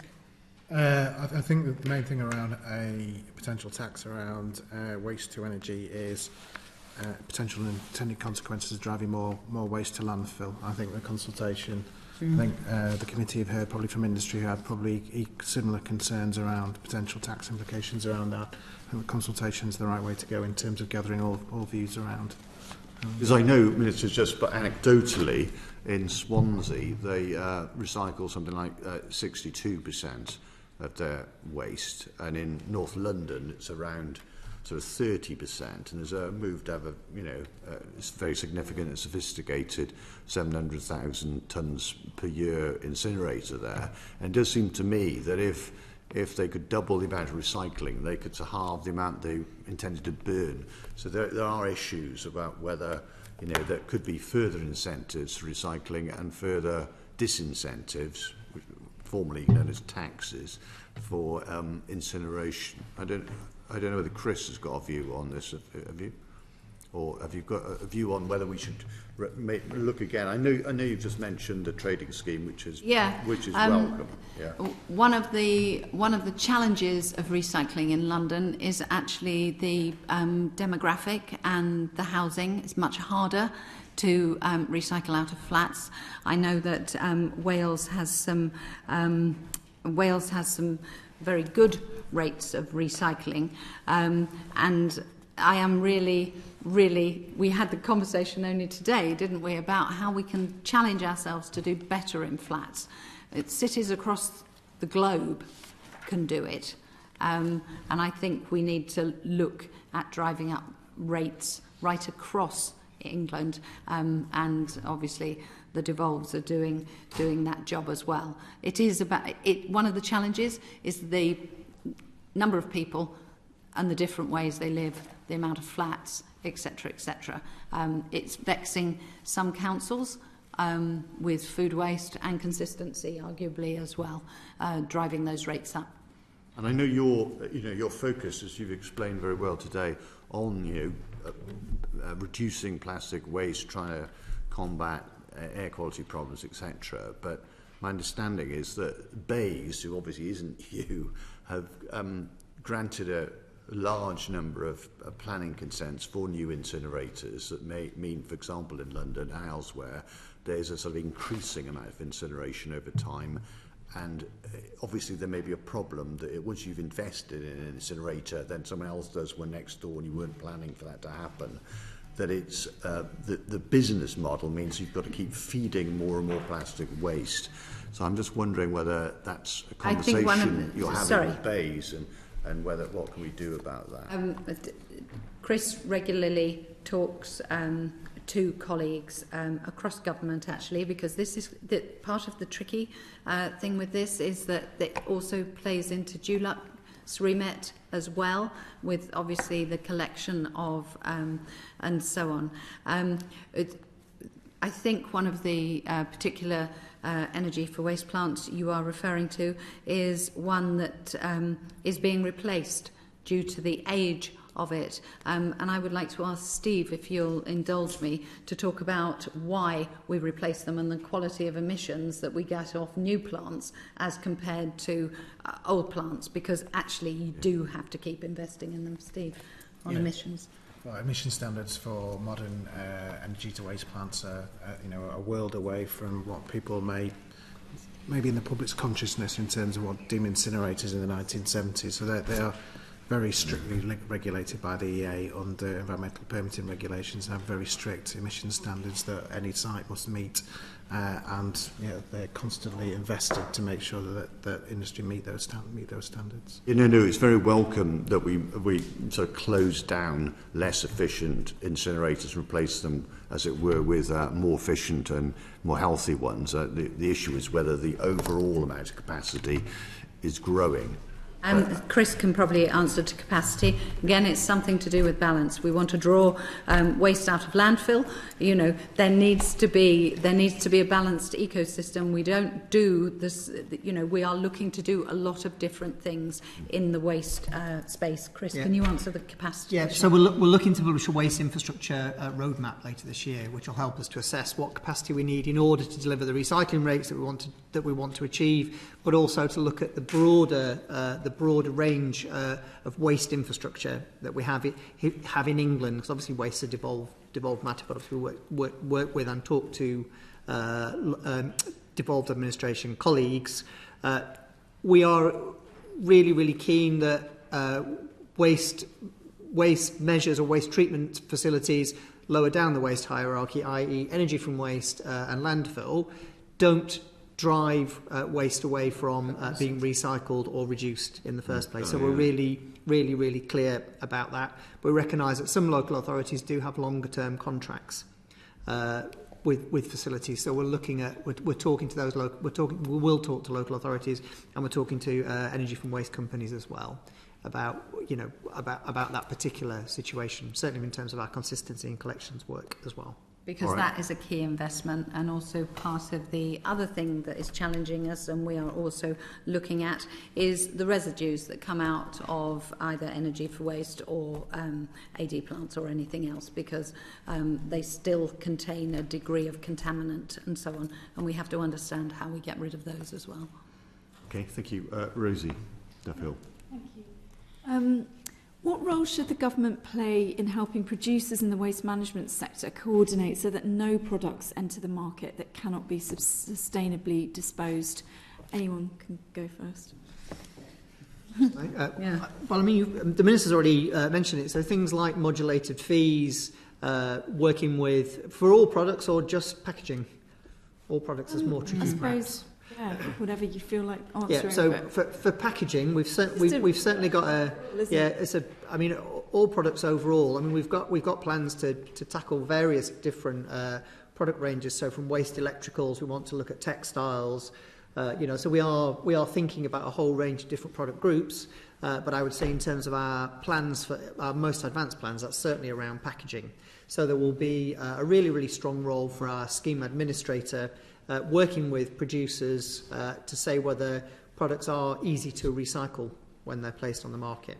So that's one of the core kind of themes, objectives of the system, so that all of our packaging is reusable, compostable, recyclable by 2025. But we do definitely want to focus on reduction and reuse. Yeah, isn't it at the moment? Like when you get things at home, you think it says but actually you might have bought it in France or something, but you can't recycle it here or something like that. It's not always that straightforward, is it? No, but that comes back to the points I was making about labelling and not greenwashing, and you not being told by a producer that something is recyclable, and what that actually means. And we're doing some work, as Chris said, on nappies as well, because if something is only recyclable, say in one plant, in one obscure place, that's not really in the spirit of what we're driving for here. So part of our objective is that ease of recycling. That's what we're driving to. And you've got the design, and you've got the EPR, and you've got the take-back schemes. So I mentioned the one earlier on small electrical goods, but you've also got one of my mattresses. You know, there are countries across the world that take mattresses back. We are starting to have those conversations, but lithium batteries are a pain because they set fire to the recycling plants. So making sure, and to the refuse carts as well. They're a real pain for people building what are multi-million-pound facilities, and then they get a battery or whatever else in. So in my sites, I've got batteries, I've got mattresses, lots of things, sorry Chris, and electric vehicles. After a fashion, you know, most things have a degree of plastic in. Labelling them properly, understanding where they can be recycled, making it easy. That's why we're moving to the consistency on curbside as well, and then beginning to work up things like film, which is difficult at the moment to recycle. If you can put it on curbside, so much easier. Okay, thank you. Is the government considering legislative measures to rationalise the number of plastics used in products? $1 million question. No, but I'm interested in it to the point where there are countries across the world looking at those that are poorest to recycle. I think there is a definite and arguably an international piece on this, where we can look to those products that are the most difficult. There are some, if you go to your household recycling centre, or you go to any large recycling plant, you will see a dump bin of things that just can't be dealt with. So actually making sure, but then that comes back to many of the other things we've discussed this afternoon, understanding what your products are made of and so on. So that's why we're building this profile. Thank you. Thank you. Kirsty Blackman. Kirsty. Thanks. I'm going to ask a number of questions on exports. But before I do, I want to say thank you for mentioning textiles. I'm concerned that is not being considered enough, given the high amount of textiles that there are, and quite a lot of plastics there are, and quite a lot of the clothing that we wear. The other thing that hasn't, or maybe I missed it, been mentioned is kids' toys, and the fact that kids, you know, you can go into pound shops and buy a whole heap of kids' plastic toys for not very much money, and they're impossible to recycle because they're made with 4 different plastics. So that's something that I would just flag as a concern. On exports, I'm specifically thinking about how much plastic is exported, because it's great to have the infrastructure here, but actually if we're still exporting lots and lots of stuff, then that's still a big problem. Is there ever going to be a point where the UK is going to get to zero plastic waste being exported, and is that the government's intention at all? I think the government intention is to reduce what we are sending. I think one of the challenges is there was 519 kilotons on the last data that I had. I think 131 kilotons went to Turkey, which is probably our largest market. It comes back, and perhaps Steve and Chris will talk to this, it comes back to tracking it and understanding, because the waste should be for recycling. Now, one of the things we do is we have conversations with those countries, because the majority of it does go to 10 countries across Europe, but actually talking to those countries, making sure their reforms and their standards are baked into ours, making sure that we don't have some of the things that we have all seen in the press where waste is dumped, and that largely comes to enforcement and actually having digital tracking, actually understanding what we've sent and the fact that it has then been recycled, and actually having that loop so we know what comes back is what we're aiming for. Steve?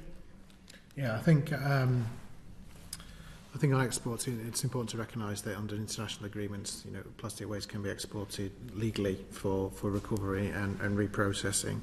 You know, I think you've probably heard from the ministers and Chris has talked about government ambition to reduce reliance on exports, and that's something we'd certainly support from a regulatory perspective, and we'd support the coming consultation on banning plastic waste exports to OECD countries.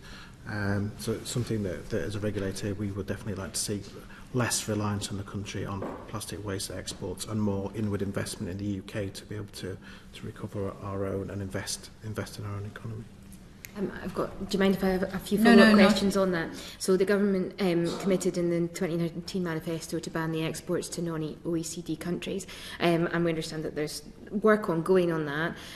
But the last kind of solid thing that I can see is that in January 2020 there was confirmation that that's going to happen.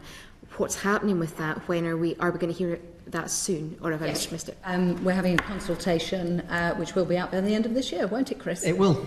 It will. Good. There you go. You heard it here. I know that's absolutely brilliant. The next question that I was going to ask was specifically around that issue. You mentioned Turkey. I'm glad you did, because that's a significant portion of the exports that we make, which is an OECD country. It's not covered by the ones that are going to be in the ban. Have you considered extending the ban to some of those countries like Turkey that we export a huge amount of plastic waste to?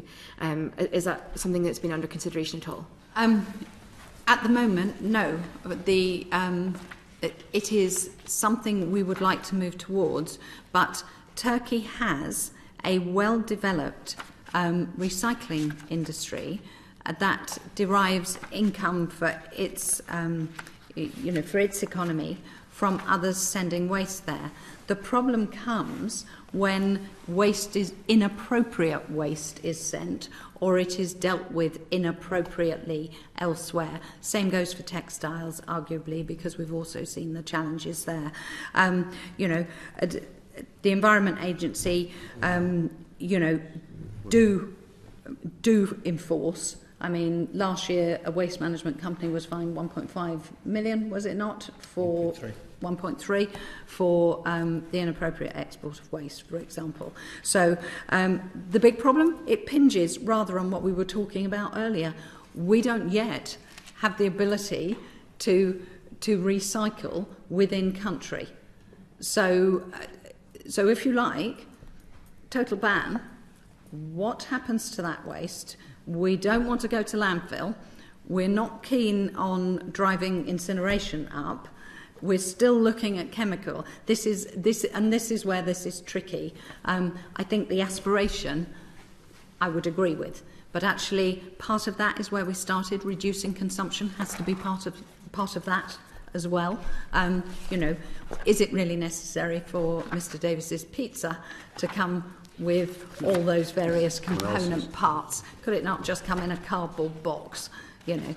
So I mean, even the what you were saying there, the aspiration, there's a chicken and an egg here. We can't get the recycling stuff in the UK if the government doesn't intend to have stuff for them to recycle. If we continue to say we're going to export lots of stuff, so if there's a direction of travel, it means there's more likely to be the investment. But I'm glad to hear the government is working on the non-OECD stuff. I know Steve wants to come in, but just lastly, have you considered banning mixed exports, so things that are more than one type of plastic and what's being exported, because those are some of the things I understand that is more likely to end up not getting recycled or not being treated with appropriately. And the other one is, how does extended producer responsibility work if we can't effectively manage and look at how another country is dealing with the waste that is being exported to them? How can we say that our producers are fulfilling their duties, or that the UK is fulfilling its duties, if we can't effectively track that as it leaves the UK and goes to elsewhere? So I'm going to, essentially, we are thinking about all those options because, much of what you've articulated in that are all things that are testing us because, how do you, largely, what the Environment Agency is looking for is non-compliance. Now, if you like, we need to get that sorted, and we need to get digital waste tracking through that, and we need to make sure that carriers, brokers and dealers and that PERNs are actually honest up until that point that we change over. But Then we've also got to be building the in-country capacity to enable us to do it. We have a shortfall somewhere in and around 450 kilotons, and if we, for everything we stop exporting, we need to deal with it. So that is going up like that, which arguably goes to Mr. Sturdy's point that actually that's where you can see the demand coming, because if you're not sending it elsewhere, these are products that are dealt with in country. To your textiles point, that's where labelling also is going to come in. We are beginning to see on fashion items, and I have spoken to the fashion industry, and they are looking at whether they can take things back, remake them, redesign them, and then sell them back to the customer. So an old-fashioned dressmaker type of approach, but they're also looking at what their component parts are. But when I get a label that says recycled material, I would like to know how much recycled material is in it, because it's very good to have some recycled material in it. Is it just a button on an outfit? So actually it comes down to actually making sure that honesty becomes part of this. Steve? Yeah, so maybe I'll pick up a couple of points. I think on Turkey, we talked previously that we take an intelligence and risk-based approach to our enforcement work around waste and waste crime. And we've seen a steady increase of the number of exports to Turkey. So last year, we were estimating about 100,000 tonnes was packaging, plastic waste was exported from the UK to Turkey. So Turkey is the #1 destination for plastic packaging waste out of the UK. So as a consequence of that, I've been working very closely with the Turkish authorities, the Continent Authority over there, the Ministry of Environment, Urbanisation and Climate Change, to understand the details of their reprocessing sites, the concerns they have, work together collectively on making sure that we are focusing on the sites in the UK that may be of concern. Last January we established an internal task force to focus on UK waste exports to Turkey, and we focused on the top 10 responsible exporters that deal with about 70% of the UK's waste packaging exports to Turkey, to make sure that we focus on our compliance work on the reprocessors and the exporters is targeted on where we think that the highest risk is, so we can then suspend or cancel accreditations if we believe it's not being dealt with correctly. And also on the back of working with the Turkish authorities, as they tighten up their controls, we can make sure that that's built into the accreditations process that we go through, so we won't accredit people that aren't meeting the requirements the Turkish authorities require. So yeah, we're very much focused on Turkey at the moment in terms of exports.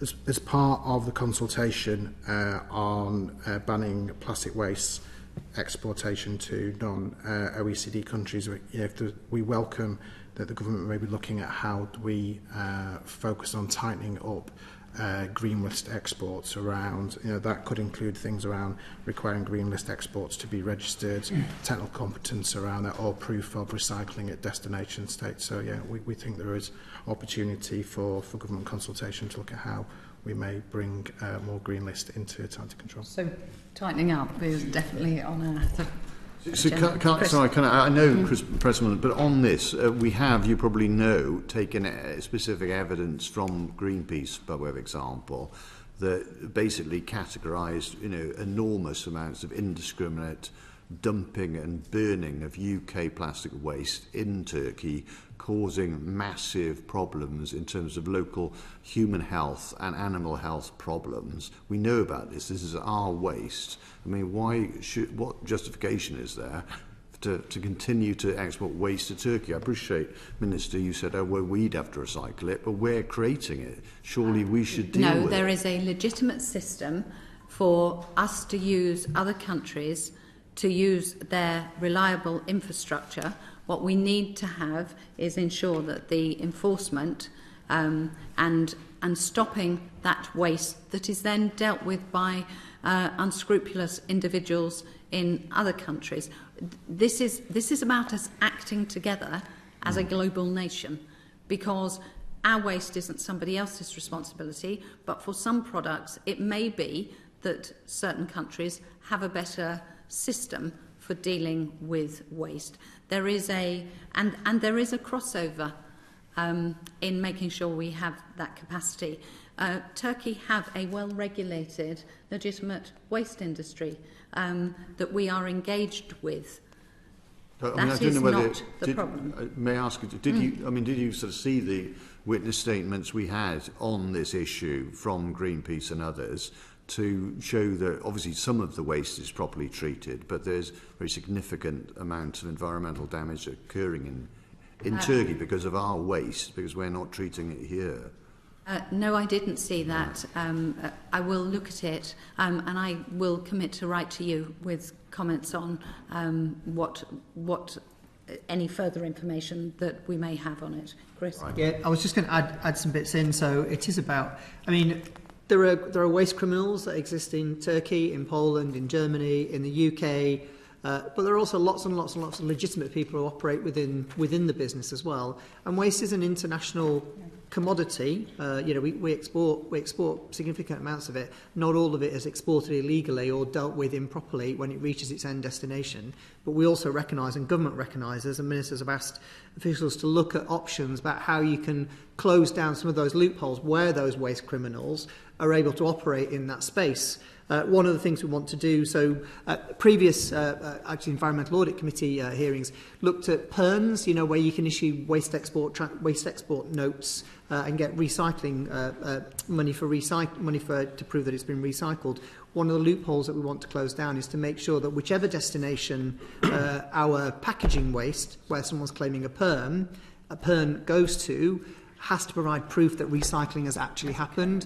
That will also provide a level playing field for our domestic reprocessors, because who have to provide proof that recycling has happened before they can receive their cash from producers. So there are areas where government has recognised that the system needs to change, and the government is putting in place measures to change the system to close down those loopholes. Okay, so obviously this is a sort of global and international issue, but we should sort of... And that's why we're working internationally, and that's where we mentioned the UN Environment Assembly work that we're doing with Rwanda and Peru earlier on in this evidence session. Similarly, the textile 2030 work we're doing with RAP, and the fact that we can bring EPR into play through the Environment Act on textiles, to your earlier question, should we wish to. So on the UN Environment Assembly Global Plastics Treaty, is the UK government then committed to pushing for legally binding targets on plastic reduction in that treaty to show leadership? So the treaty, the UNEA, is being led by Rwanda and Peru, and we are engaged in discussions with them and other consultees at this time. Are we going to push for legally binding targets on plastic reduction? I know they're taking the lead, but is our position to push for legally binding plastic reduction? Not at this time. We are keen to see ambition in this space, but as I say, that particular issue is being led by Rwanda and Peru, but isn't the only thing. We have also had conversations at G7 and various other forums to make sure that we act globally, because there are the unintended consequences that we do have to be mindful of when we set a target. Right, and finally, and I will be bringing Kirsty in finally, but is the government committed to providing, we talked about sort of subcontracting some of our plastic recycling and processing, are we committed to providing financial and technical assistance to developing countries to help them reduce their plastic consumption? Obviously, we're not exporting to those countries, but just generally, are we providing assistance? We already do that under GPAP. We're already providing some partner countries across the world with financial assistance and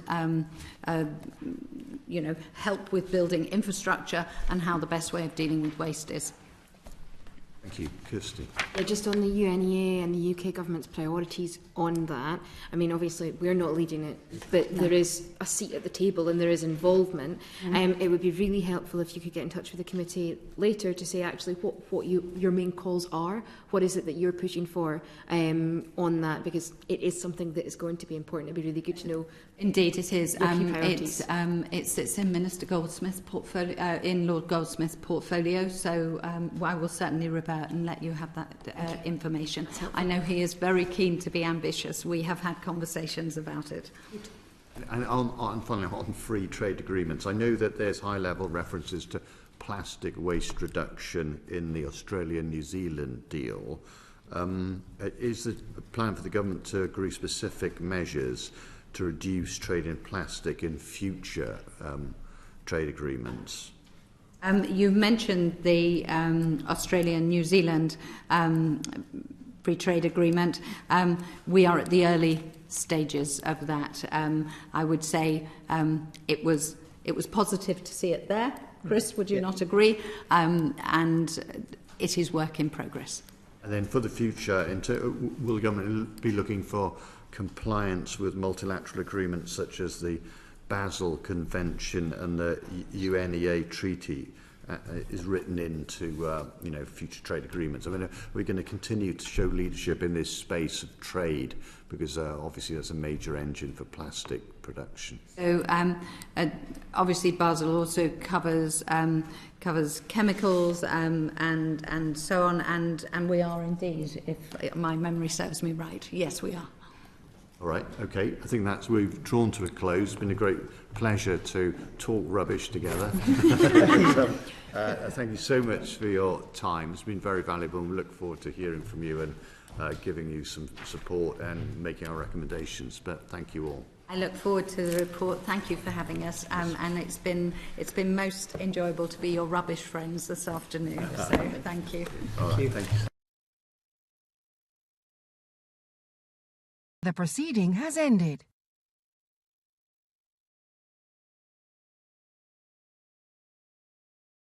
The proceeding has ended.